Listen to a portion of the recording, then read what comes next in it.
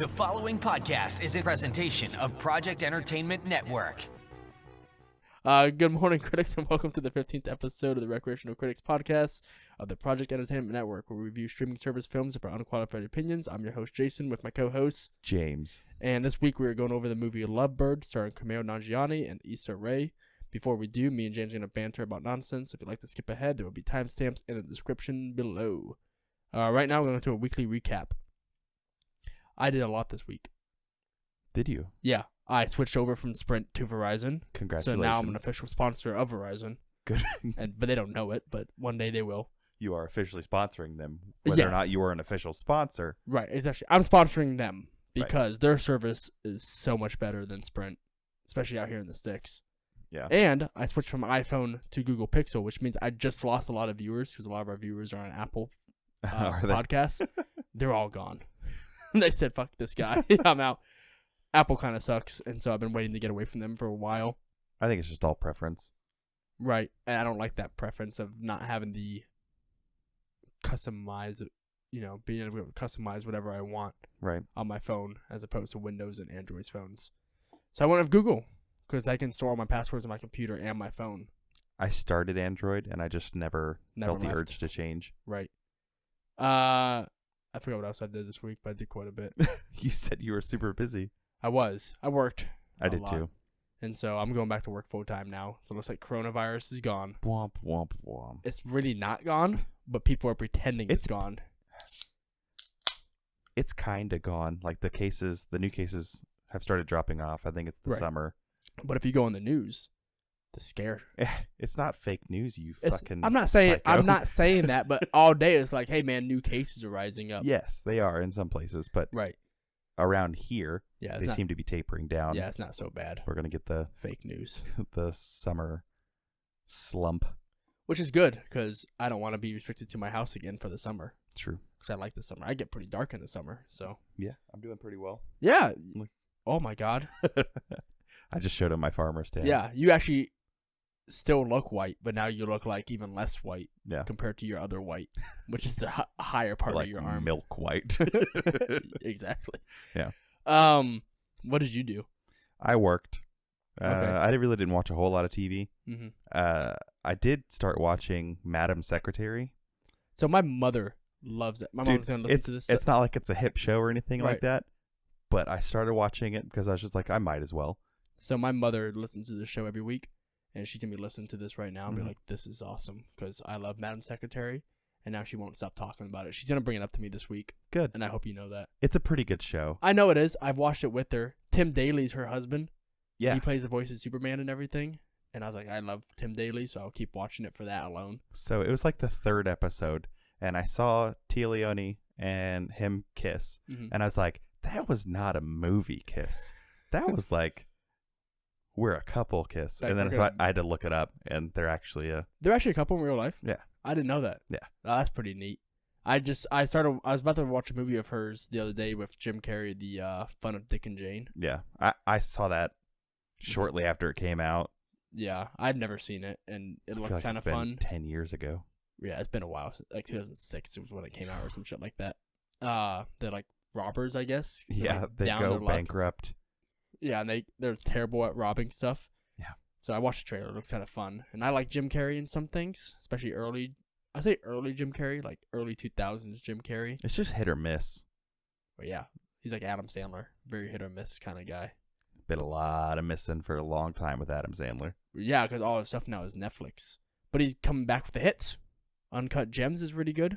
He's in that one. The Merwitz Story is very good. He's in that one. I like The Cobbler. I like Click. You always bring up The Cobbler. It's a good movie. I've seen it. It's a good movie. It's not great. It's not great. It's good. Okay. We're talking Adam Sandler here, who has some real dumpster fire movies. Oh, man. The one we watched a few weeks ago. Which one? Ridiculous Six? Yeah. Well, that one just like takes the cake. That one made me mad watching it. Yeah, other than switching to a new phone and enjoying my life, actually, I can actually make phone calls now, which is amazing. That's fantastic. I live out in the sticks. I can't make phone calls out here. We had Verizon. My wife and I had Verizon years ago, and we'd get a bill one month that was like $160, and then next month we would get a $240 bill. Why? I don't know. Well, they couldn't explain it. They would fix it, and they credit us stuff back. Yeah. And the next month, we'd get a $280 bill. Yeah. It's just one of those things that I think a lot of companies had that problem for a while, though. I think everyone had that problem for companies 10 years ago or so. We tolerated it for like 2 years. Yeah. That's back when phone contracts were still a thing. Right. But now you don't really run into that problem with companies anymore. When they're like, hey, you're going to only pay this much. Yeah, but at this point, I just don't care. I would rather not be able to make a phone call than ever go back to that service. Well, fine. I completely understand that Verizon has better service. Yeah. But I can't do it anymore. I had Sprint. I couldn't make a phone call at work. In half of the city we live in, at my own house, because, we live in the 6th. So they had to send me a special device to make my phone better. It didn't make my phone any better because my phone wouldn't naturally connect to it unless I turned off my phone and turned it back on. At least they do that now. Like 8 years ago, if you called and said that you didn't have any service, they would just tell you to suck it. Yeah. Sorry, man. Yeah. They start rubbing their nipples like, yes, tell me more about how you don't have service. Yeah. You didn't look into that before you bought our plan? You should have read our user agreement and Did you sign that conditions. contract? Yeah. Oh, we got you locked in for 2 years. Yep. How do you like that $700 phone? Which is so nice now that you don't have to lock yourself in for 2 years on contracts. But how they also get you now is they have you lease out a phone. And so you're kind of locked in for 2 years. But the thing is phones are a lot better now. They last a lot longer. I had my Galaxy S8 for like 4 years. Right. I had my iPhone 5 or 6. I can't remember which one. I had that for a while until the X came out, which I think was like a 4 or 5 year timeline. Yeah. Because if you crack them, you can just go to the store and they'll just put a new thing on it for $100. Yeah. Versus going to buy a new phone for $1,000. So, and that's the most damage you really ever cause to your phone is you crack the screen. But it used to be where phones would just stop working. Yeah, they just didn't have enough RAM or whatever.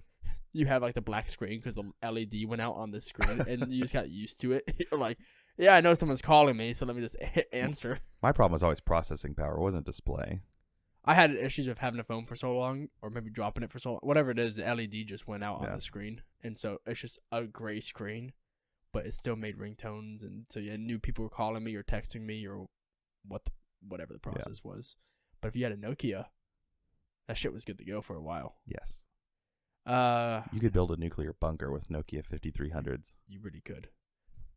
I can't think of anything else. We have contract work coming out next week to work in our basement. Nice. Once that's done, the studio will be moving down there. Nice. So. It really will be a bunker. Yes. I'm going to actually make it with steel. I'm going to have them just get rid of all the concrete and just put a steel barrier down there. Nice. For no reason. You never know when the apocalypse might happen. Hey, gotta have a bat cave. Yep. That would be pretty neat. We're going to talk about Batman today. Are we? Yes. I'm excited. You ready to get into the news? Let's do it. Okay, so Tenet gets a new trailer. The Christopher Nolan, time movie. Yes. So, no one knows what it's about still, because he likes to leave his trailers very vague. Good. As vague as possible.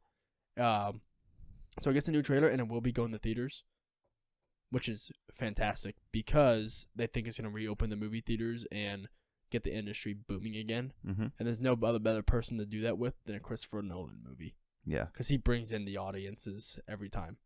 Do you think people are going to go back to the movies? I think so.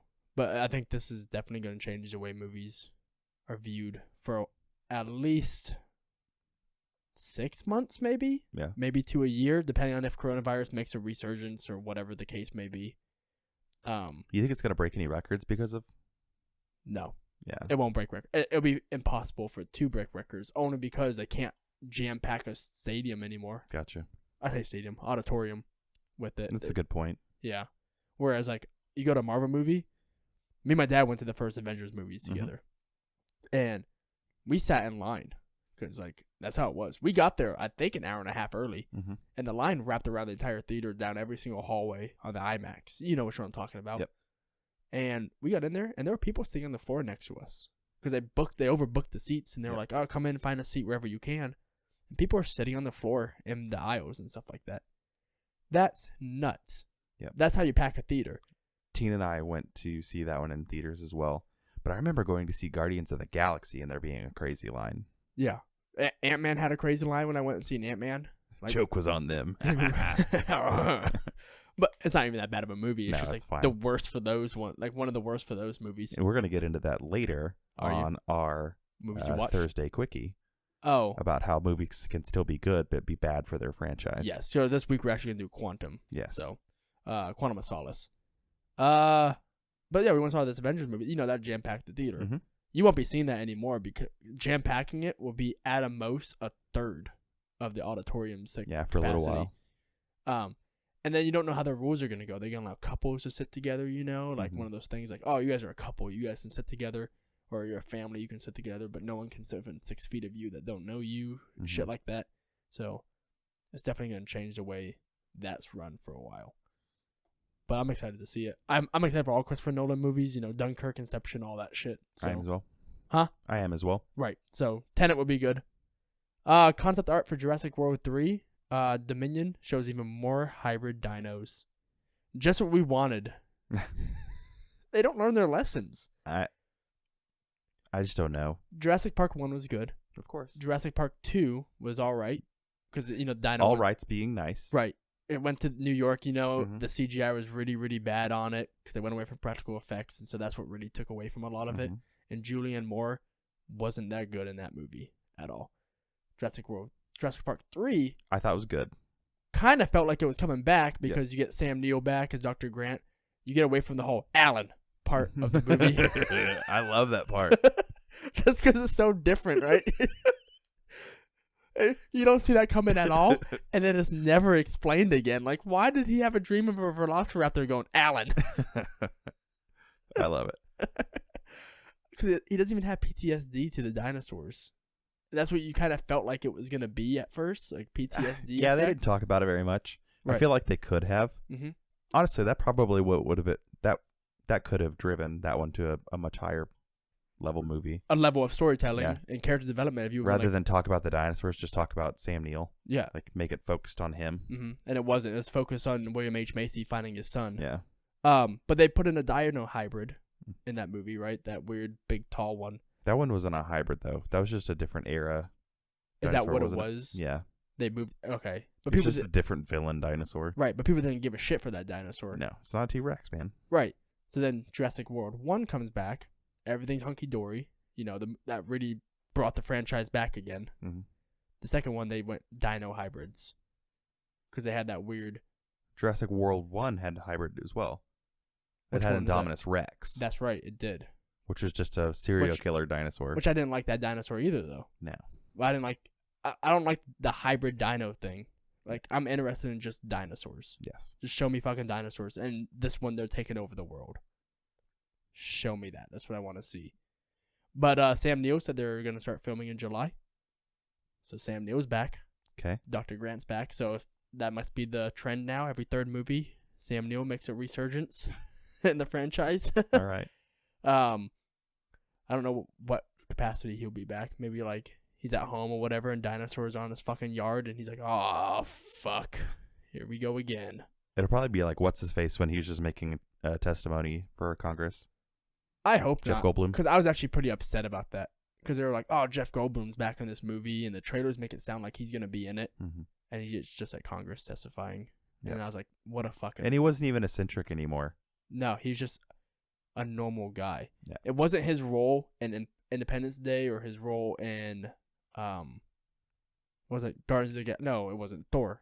Ragnarok. But he's like that super crazy old man. It was none of that. He's just like a normal guy. Just like, hey, Congress. Like, I'm Dr. Goldblum. And, you know, whatever. Yeah, which is not the type of guy he was in the first one. No, it was pretty upsetting to say the least. Or the second one. He wasn't that guy in the second one either. It's been so long since I've seen the second one. It's not that good. Yeah, I remember. That's why I haven't seen it again. Yeah, it's all right for a Jurassic Park movie. Sonic 2 just started development this month. You know what? Good for that movie. Yeah, that movie did what other movies didn't do, which was listen to the fans, which is what we're going to get back into right now. So the Synder Cut is getting his, we talked about it last week, getting his probably HBO Max release. So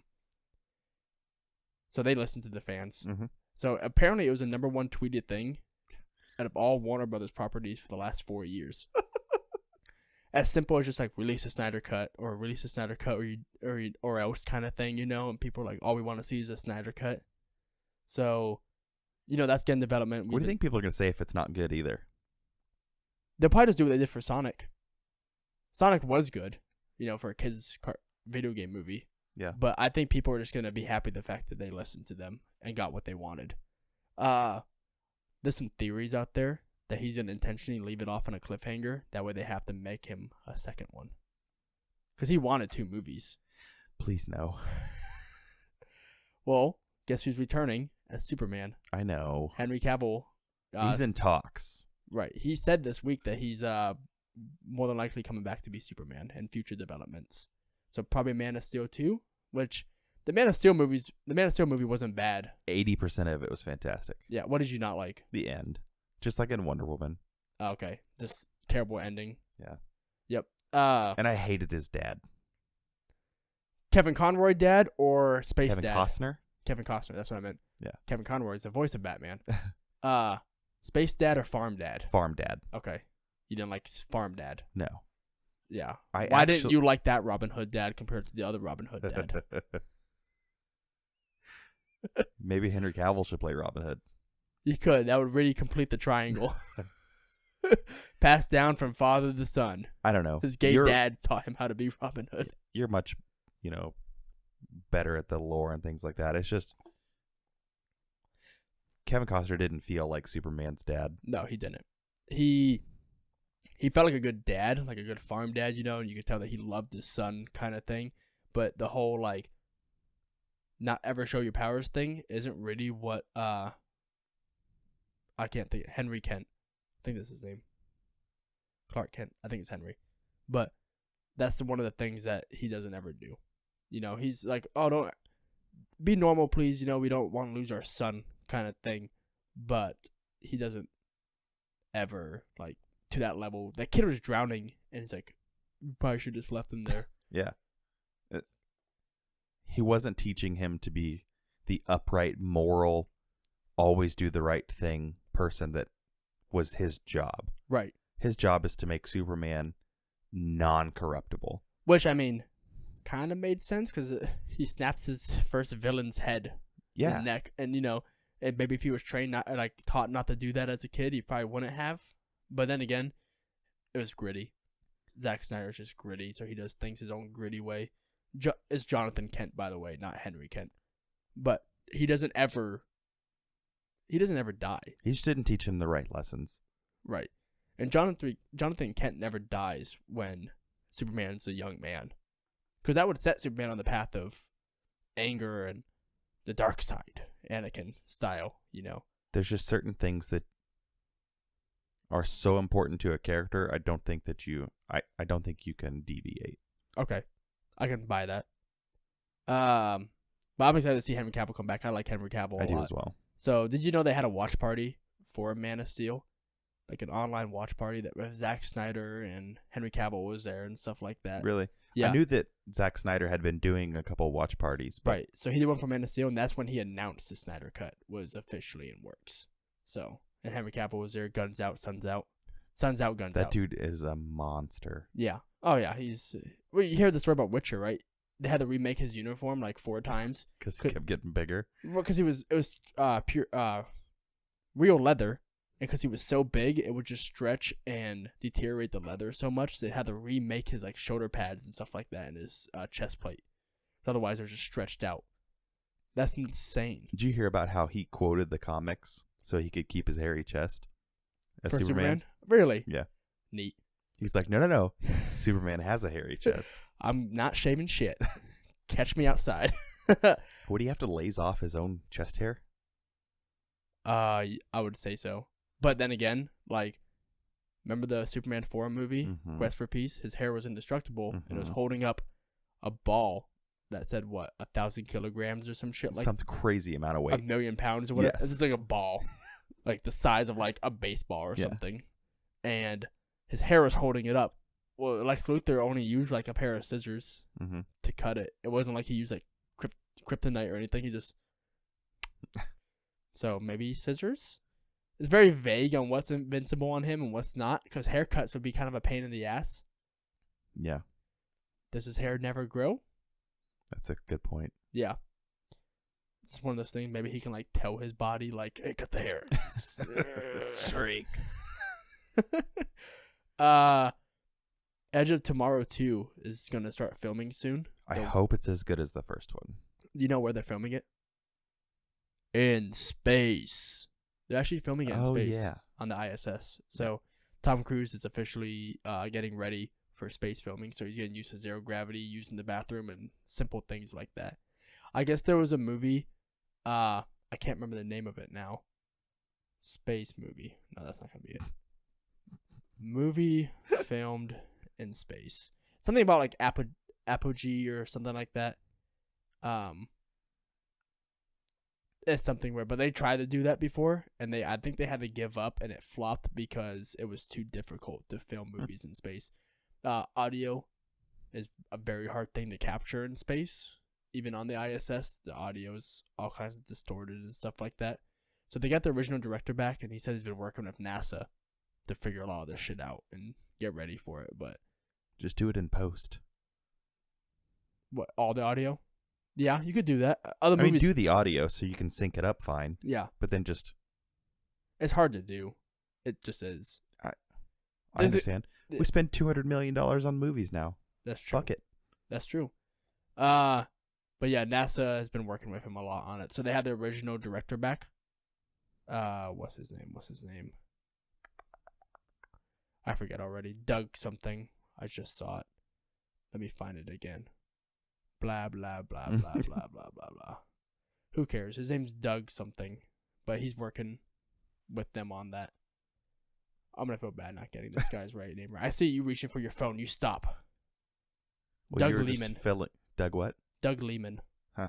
So he's going to be working with NASA on that, which is pretty exciting. I'm excited for The Edge of Tomorrow, too. I like that movie a lot. I did as well. It surprised me how much I liked that movie. Yeah, it's like that movie Arc we watched, but better. But good. That's it for me on news. Did you bring anything today to talk about? Not really. You need to start bringing stuff. I know. I do all this research half an hour ago, and then you don't even... But it fills the time perfectly. It does. You just like the fact that I do it all, huh? It is easy. I'm ready to get started in the Lovebirds if you are. Let's party. All right, so Lovebirds starring Kumail Nanjiani and Issa Rae. It's like the normal rom-com. Have you ever seen Date Night with Steve Carell and Tina Fey and Game Night? It's like that, you know. Couple out in the night, you know, but some shit happens and now they have to like clear themselves or save themselves or whatever. Yep. So they really do a good job on this of, you know, so this couple was about to break up. Or they did break up, I guess, at the very beginning. And then some shit happens and they have to work together to get through it. And they do a very good job of that whole, like, we're broken up, but we have good chemistry. Mm-hmm. Those two actors had really good chemistry together. They did. And I was like, God, you could feel like they were actually a couple in this movie. It was definitely fun. Yeah, and it was funny at points. I laughed out loud. And honestly, I'm so jaded at this point with movies that... It's hard to laugh out loud at certain things, yeah. It was really good. I enjoyed it a lot. So did you know the story behind this movie? Paramount made it. Oh, yeah, and they decided to put it on Netflix. Yeah, Netflix bought it because they weren't going to release it to theaters anymore and they would have lost money. Yeah. So, yeah, Netflix bought this. And it's probably for a good thing on Netflix's part because it got very good reviews and brought them a lot of listeners. It was pretty cheap, too. Oh, did you actually look up the budget this week? Yeah, I think it was 16 mil. Wow. And it didn't even look like a cheap movie. No. It looked like... We watched that Coffee and Cream movie. Which was what, an $80 million movie? I think so. It had the same feel to that. Yeah, 16 mil. That's insane that an $80 million movie and a $16 million movie can feel the same. It was a well-spent 16 mil. It was. So he's a documentary maker who works at home. And no one's ever seen the documentary. He's been working on it for like 4 years or something like that. Yep. And then she's marketing consultant. I don't remember what her profession was. They didn't really get into it a whole lot. Ad marketing or something. I think he said it at one point. Yeah. And they just don't like each other anymore. You see them when they meet and when they fall in love and everything. Then you fast forward 4 years and they're doing what a lot of people do and they're comparing their relationship to everyone else's. Yes, and they come back to that, which was perfect, especially from like a relationship standpoint. Yeah. They're like, oh, but you and so-and-so, you know, you guys are having sex all the time and everything's great. And she's like, girl, no. 2 of my ex-boyfriends follow me on Insta. Right, so I let them think I'm having sex all the time to make them mad. Yep. And that's perfect. And, and he's jealous of this other guy in their group who's like, man, she talks about you all the time. And he's like, really? She does? And it's awesome. I love the part where so they're on the run. And they're on the run because they think the cops are going to assume they murdered someone. Yes. Because a guy carjacks him, right? Yep. And chases another guy, runs him over several times. And then leaves. Yes. So they're like, oh, fuck, we're going to get arrested. Because there's two people find the body while they're, like, standing over the body, like, freaking out. And those people, hipsters, assumed they did it. And they were the most, like, exaggerated hipsters. It was so funny. He was just taking close-up pictures of the guy's face. He live streamed it on Facebook. He Paul Logan'd it. And the one chick's like, I don't want to say, because she calls the cops. Yes. And you can definitely tell she doesn't want to be, like, deemed a racist. Yes. And she's African American. He's also of color, but that's not why I'm calling. What do they look like? I don't want to make it sound like this, but they are brown. But they literally did kill somebody. Yeah. And they didn't. And so they're on the run trying to clear their name and investigate why this guy got killed and find the guy who did it. Do you like the little twist at the end when the cops find them? Yes. I was so happy about that. Yeah, because so was I. Realism. They could have. So this movie was only an hour and a half long. Yep. And they could have stretched it another 20 minutes with some BS in the police station. Mm-hmm. But you can get into what actually happened. Yeah, so the cops are calling them all night long. Her phone gets thrown into a smoothie because her boyfriend throws it in there because they stop answering the cop's phone call. Yeah. And they keep calling his phone. He just sends it to voicemail. Which you would think they would have left him a voicemail. And they didn't. That bothered me when I started thinking about it. I'm like, leave the guy a fucking voicemail. He'll call you back. So the cops arrest them. Take them in. And they're like, all right, we can explain. They're like, oh, you don't need to explain. Like, we saw all the CCTVs and all that stuff. We know you got carjacked and this guy killed him. We were just worried. Yeah, we were actually looking for you because we thought you got killed or something. Yep. Isn't that so fucking funny? It was. And all the time I'm thinking about it, like, oh, that's good. Because in Kumail Nanjiani and Issa Rae are like, they're having their little, like, bicker in the interrogation room before the cops come in. And they're watching them like, these guys are a great couple. Yep. And at the end of it, they're like, oh, we're going to send you guys home. Everything's good to go. And they think everything's Gucci. And the murderer is actually a cop. He did say he was a cop, though. He did. When he carjacked him, Yep. He said, I'm a cop. So I guess he wasn't lying.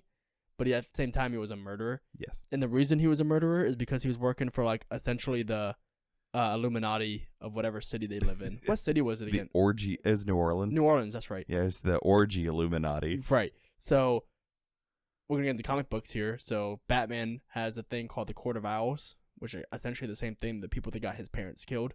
And they all wear owl masks to, like, fancy black tie events, just like that. So they find out about this black tie event, weird, crazy congressmen and congresswomen all show up to and whatever. And they go to it. And they're in, like, the stands, and they all have numbers. If your number gets called, you go down to the bottom for, like, your ritual. Your ritual is just a giant orgy. So they choose 10 people every night or however often they meet up. And Issa Rae's like, ooh, why? How come I didn't get how come my number didn't get called? Like, she's having a great time watching the orgy. And that's when the cops bust them, arrest them, and everything gets figured out. That cop was working for that organization, and the people were going to get outed. People being like... Yeah, he was protecting them and blackmailing them at the same time. Right. So he killed the guy to, like, cover up his loose ends. Yeah. Kind of deal. There's another scene where they broke into an apartment of the bike rider. Yeah. And the music there's a bunch of frat guys in there. Yep. And they were the ones building these, like, blackmail packets. Oh, the bike rider is the guy who got murdered at the beginning. Yes. So... They're talking about how they can just go grab one of the packets because the music's so loud. Mm-hmm. And he goes, it's not loud enough. And she goes, yeah, it is. And she caws like a crow. She goes, caw.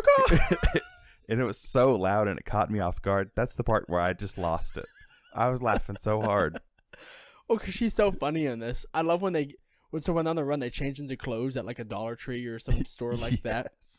And they stand outside waiting for their Uber. He calls Ubers all the time, and you think the cops would have just tracked his Uber account or something along those lines. But then again, it's a night of, it takes a while for cops to get that kind of shit. But so they're waiting for their Uber, and a cop car rolls by, and they have that guilty look on their face, and they're like staring at him while talking to each other, like, oh fuck, oh fuck, oh fuck, and you can read their lips like they're saying, oh fuck. The cop like gives him that look and keeps driving, and like, oh, he's just a racist. He's just a regular racist. Well, I also was like, okay, maybe, but like at the same time, you're staring at the cop so convincingly that wearing gas station clothes. Yeah, like they're wearing like unicorn shirts and purple pants, and he's wearing like a yellow jacket and some shit like that. Yes. The shit looked crazy. I would also be staring at you if I was driving by. Like, don't assume I'm a racist because I'm giving you a crazy look. You look fucking psycho right now, and you're looking at me like you're a psycho. It was so funny.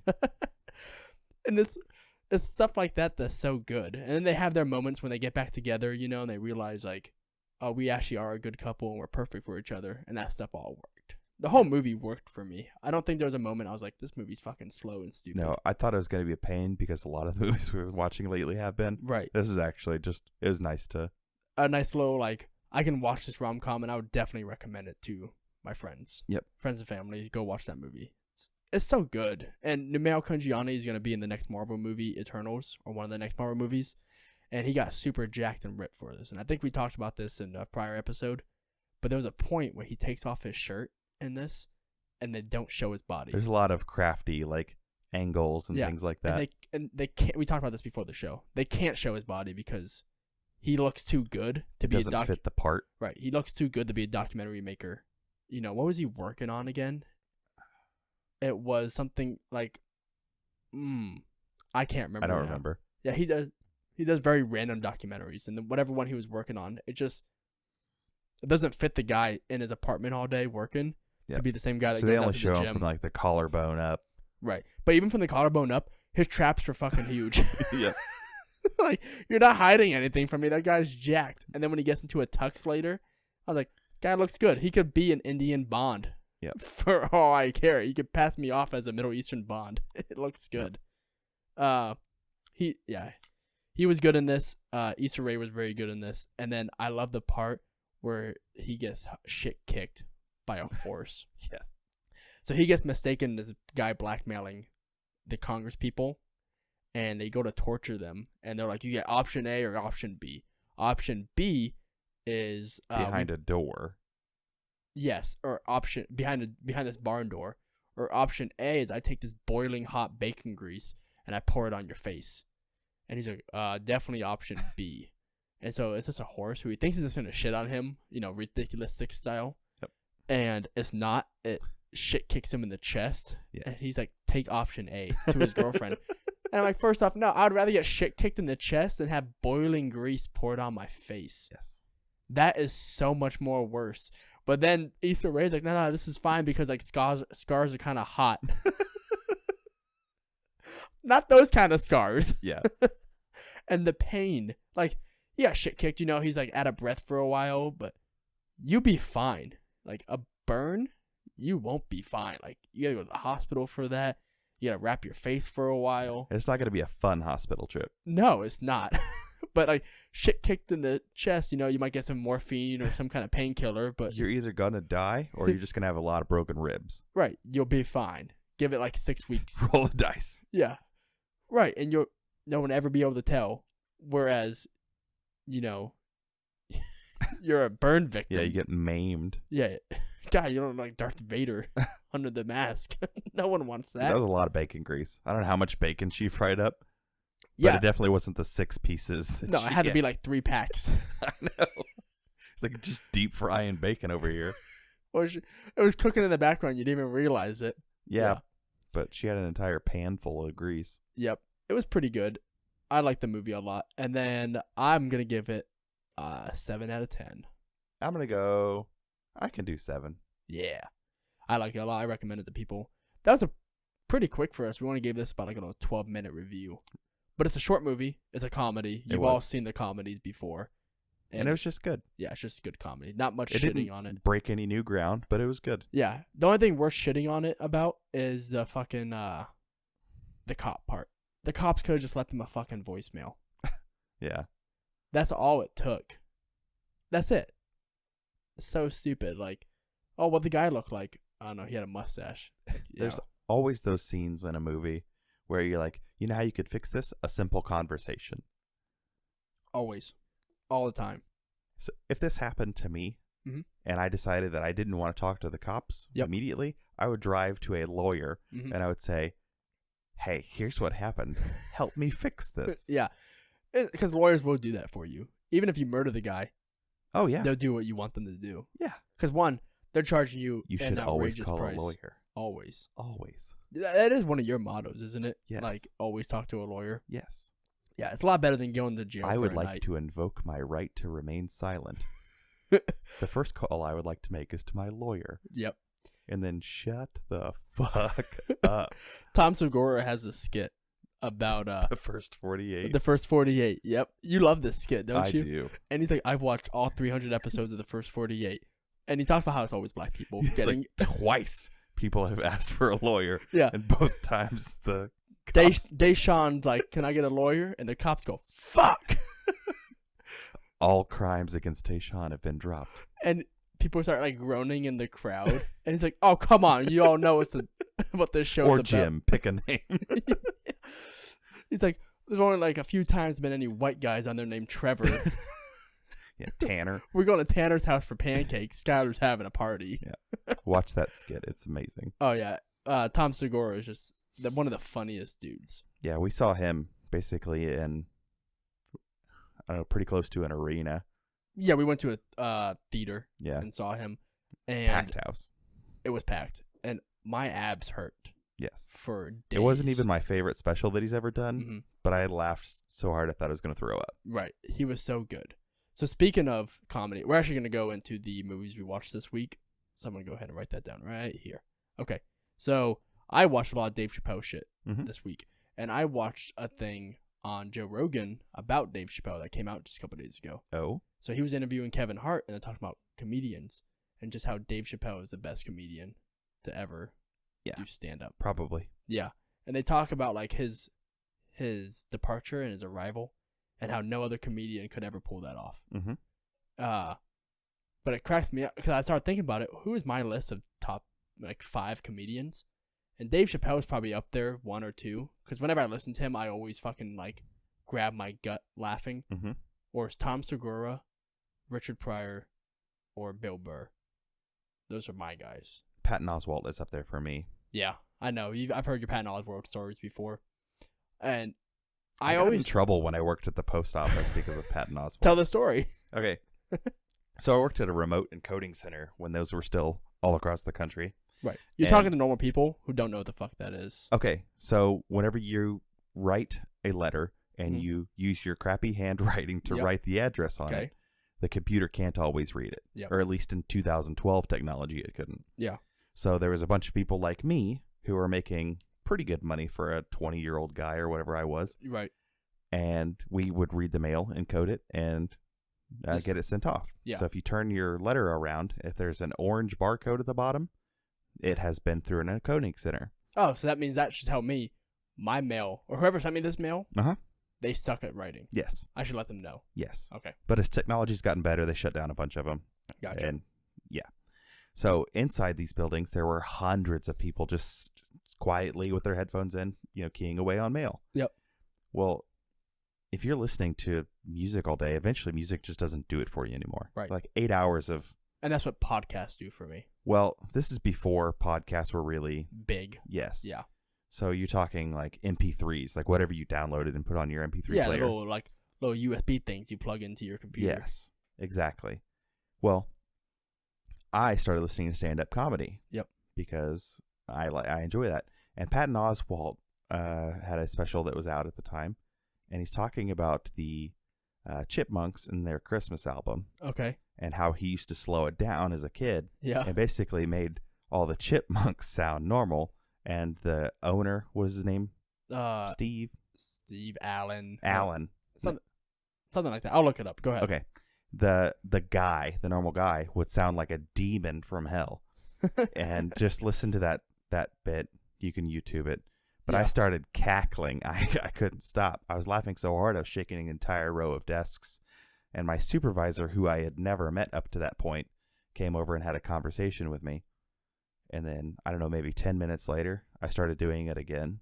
And actually, Dave. Yeah, that's right. But yeah, in this completely silent room, I started basically scream laughing. Yeah. So that's one of those jobs you don't ever meet your supervisor, right? Like one of those, you're hired into like a factory style place. Yep. Yeah. I've never really worked one of those kind of jobs. Those kind of jobs would be kind of wild to me because I'm always the kind of guy I need to know who the fuck I report to. Yeah. So I don't know if I could survive. There was just a voice over the intercom that would give you direction. Get back to work. Mm-hmm. Yeah, that's comedy can get me doing that though. Like I would listen to comedy sometimes when I'm working out, and that's kind of a bad thing because then times the bench is right over my chest and my abs start hurting because this guy I can't breathe. And I'm like, oh. John Mulaney is up there as well. John Mulaney's up there for me. He's probably in my top 10. I started listening to his stand-up about 2 years ago, and he makes me spit out water. I laugh so hard sometimes. His writing on Saturday Night Live is incredible. Yeah.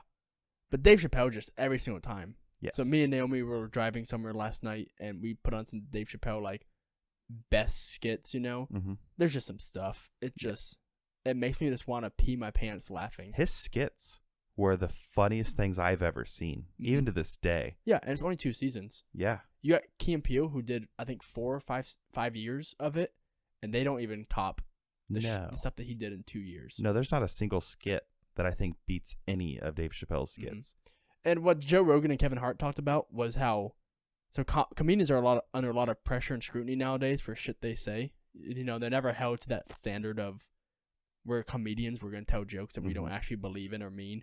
Just listen to it. Just trying to make people laugh. Right. And that is true. A lot of people now are like, oh, they should be held accountable for what they say. I don't think they should. I know they're telling jokes. I don't believe a single word of a story they tell. Because every comedian's like bit is, oh, the other day. I'm like, well, what did you have going on the other day? Like, you had so much shit going on the other day. You were in Colorado and Seattle. Doesn't make any sense.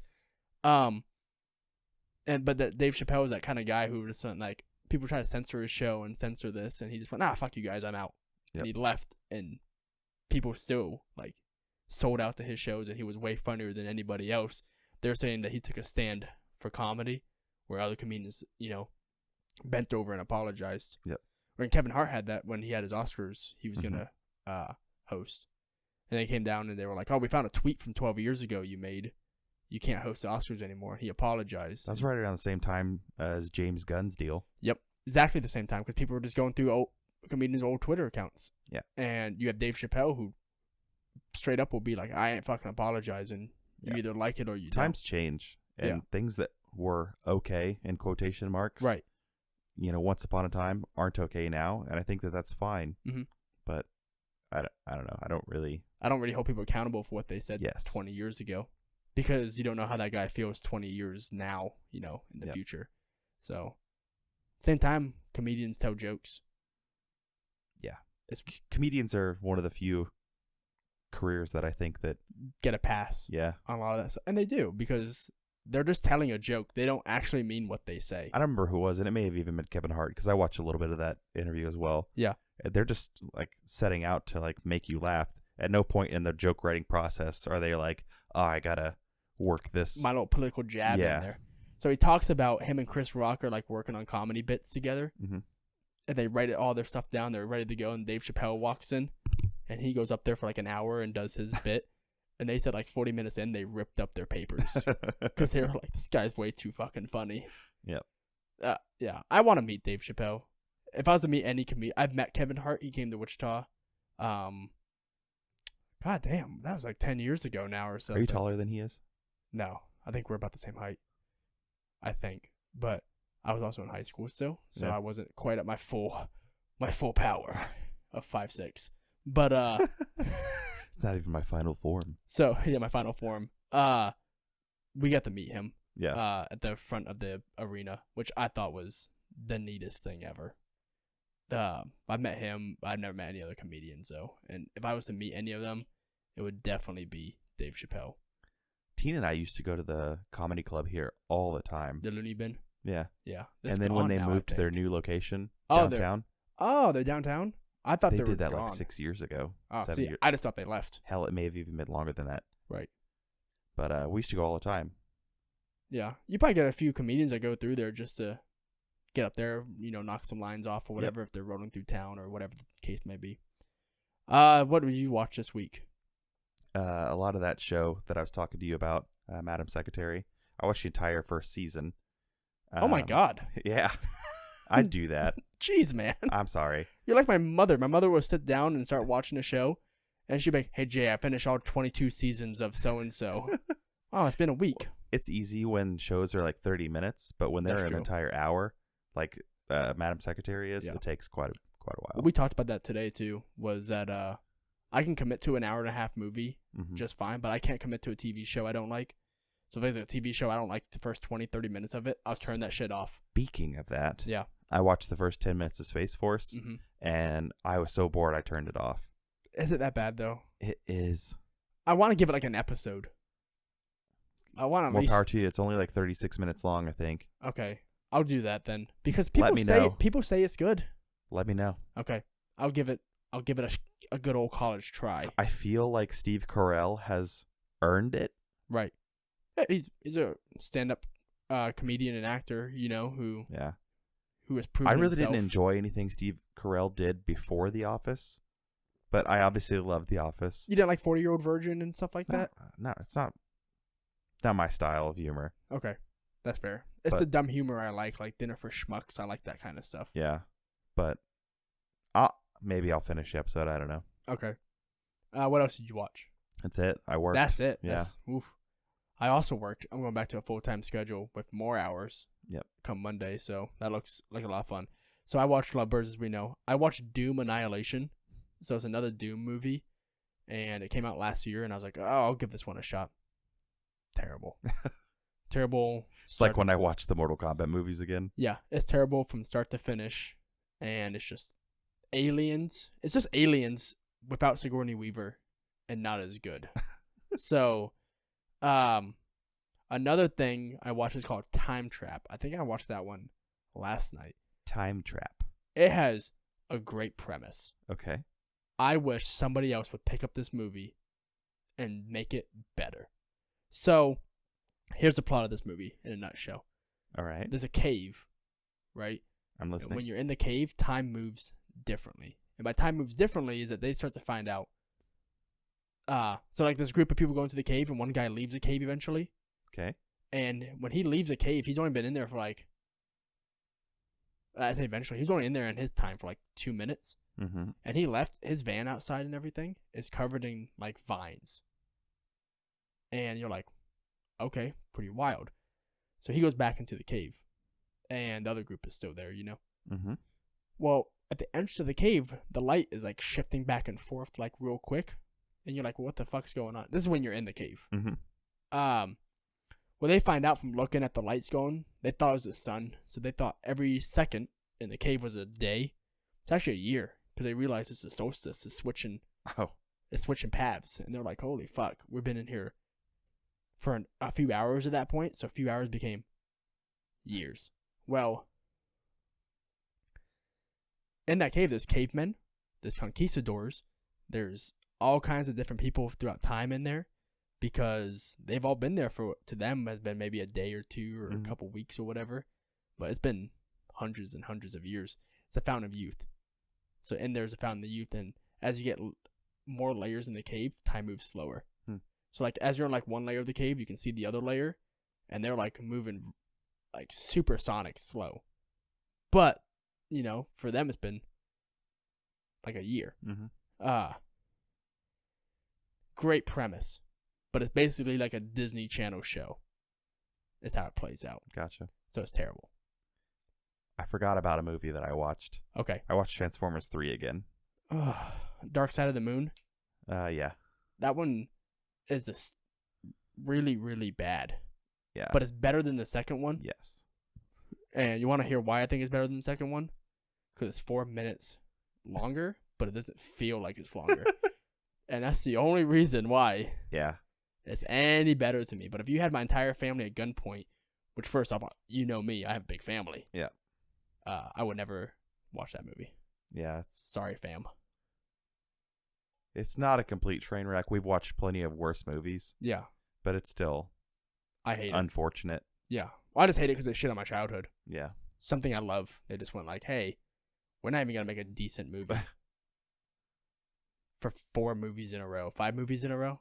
The first one was good. First one was really good. I'm talking 2, 3, 4, 5.